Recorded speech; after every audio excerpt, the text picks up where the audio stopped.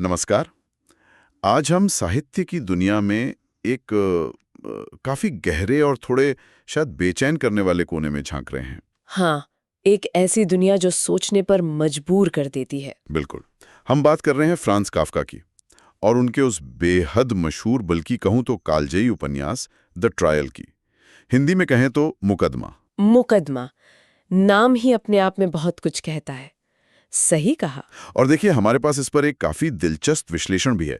इसका शीर्षक है Kafka's the trial, study in existential absurdity. अस्तित्वगत बेतुकेपन का अध्ययन। हाँ, ये काफका के काम को समझने के लिए एक महत्वपूर्ण नजरिया है। तो आज हमारी कोशिश रहेगी कि इसी विश्लेषण के नजरिए से इस उपन्यास की परतें खोलें, समझे कि ये रचना इतनी स्थायी क्यों है और आज भी इतनी प्रासंगिक क्यों लगती है। जरूर। तो शुरू करते हैं। पहले थोड़ा काफका के बारे में। कौन थे ये? 20वीं सदी की शुरुआत में प्राग में रहने वाले एक जर्मन भाषी यहूदी लेखक। और उनका नाम आते ही एक खास किस्म का माहौल जहन में आता है ना। हाँ बिल्कुल।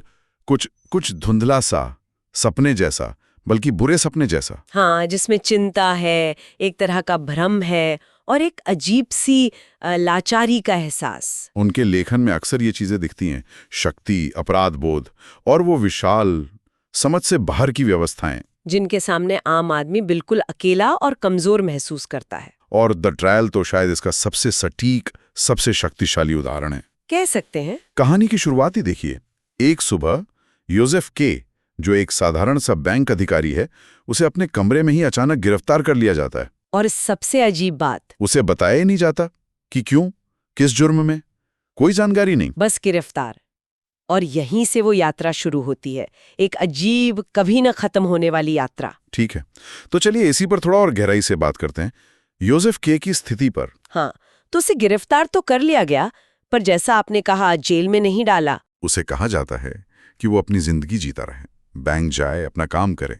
लेकिन उस पर एक मुकदमा चल रहा है, एक ऐसी अदालत में जिसके बारे में उसे कुछ पता नहीं। कोई तय पता नहीं, कोई स्पष्ट प्रक्रिया नहीं, कानून क्या है ये भी अस्पष्ट है। और उसे अजीबो गरीब सुनवाइयों के लिए बुलाया जाता है, कभी किसी घर की अटारी में तो कभी कहीं और। ये पूरा माहौल ही कितना कितना भ्रमित करने वाला है, कितना बेतुका है। हाँ, और हमारा स्रोत विश्लेषण इसी बात पर जोर देता है।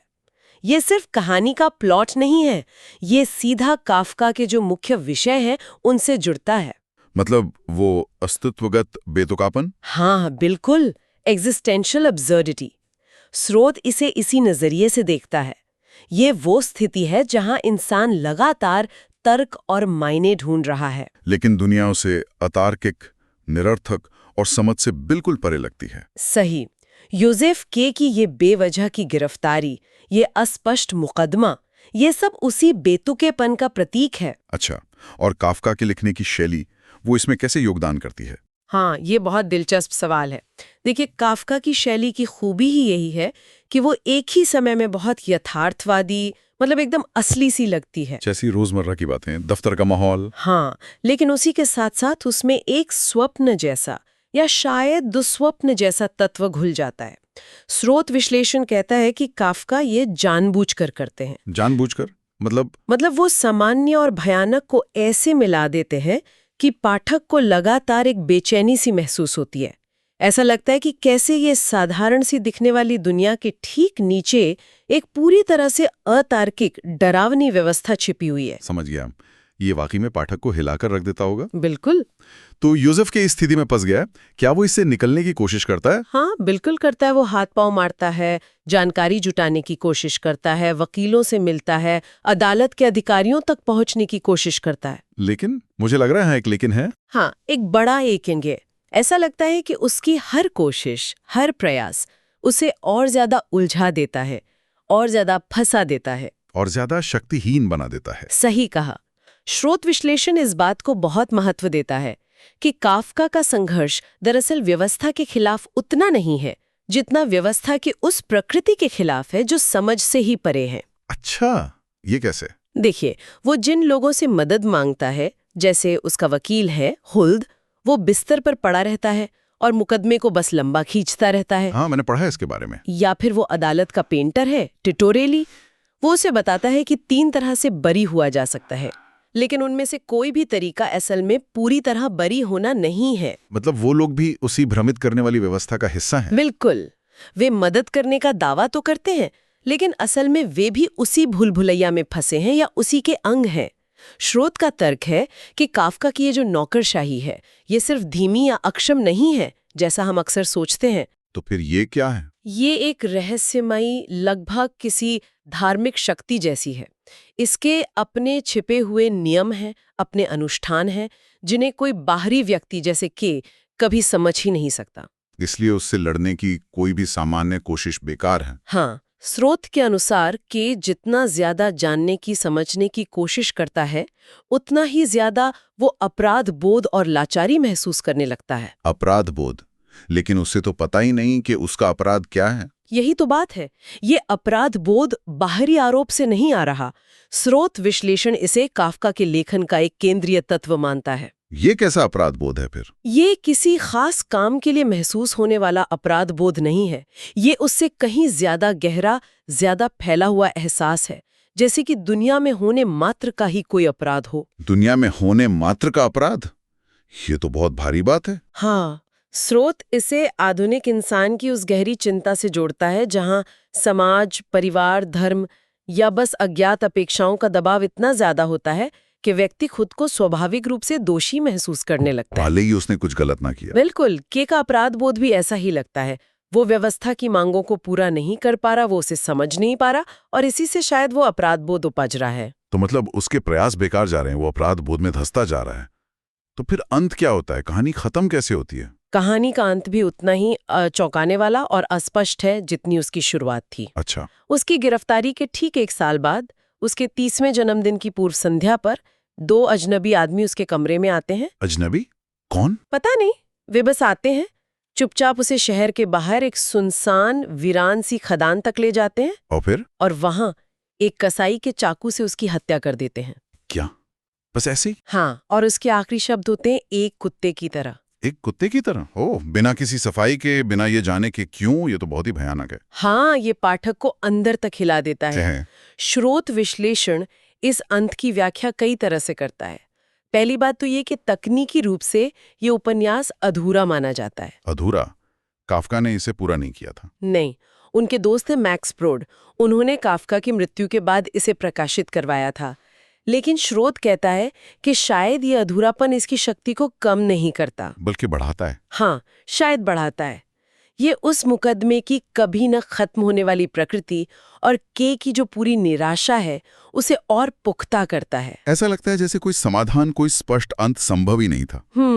और कोई व्याख्या? दूसरी बात, अगर हम इसे, जैसा कि स्रोत सुझाता है, एक बड़े परिप्रेक्ष्य में देखें, तो योसेफ के सिर्फ एक कहानी का पात्र नहीं रह जाता। वो प्रतीक बन जाता है, जो जटिल, अव्यक्तिक और अक्सर समझ से बिल्कुल बाहर की ताकतों के जाल में खुद को फंसा हुआ महसूस करता है। आज की दुनिया के बारे में सोचें तो बिल्कुल, बड़े-बड़े कॉर्पोरेशन, सरकारी नौकरशाही, तकनीकी एल्गोरिदम जो हमारी जिंदगी को नियंत्रित करते हैं, वैश्विक अर्थव्यवस्था, ये सब ऐसी प्रणालियां हैं जिन्हें एक आम इंसान के लिए समझना या नियंत्रित करना लगभग नामुमकिन सा लगता है। तो के की कहानी हमें उसी लाचारी और अकेलेपन का एहसास कराती है। हाँ, काफी हद तक वो एहसास कि हम किसी विशाल अनदेखे तंत्र के पुर्जे मात्र हैं। वाकई ये उपन्यास पढ़ने में यकीनन भारी लग सकता है, शायद कुछ लोगों को बहुत निराशाजनक भी लगे, लेकिन इसकी ताकत तो मानी पड़ेगी।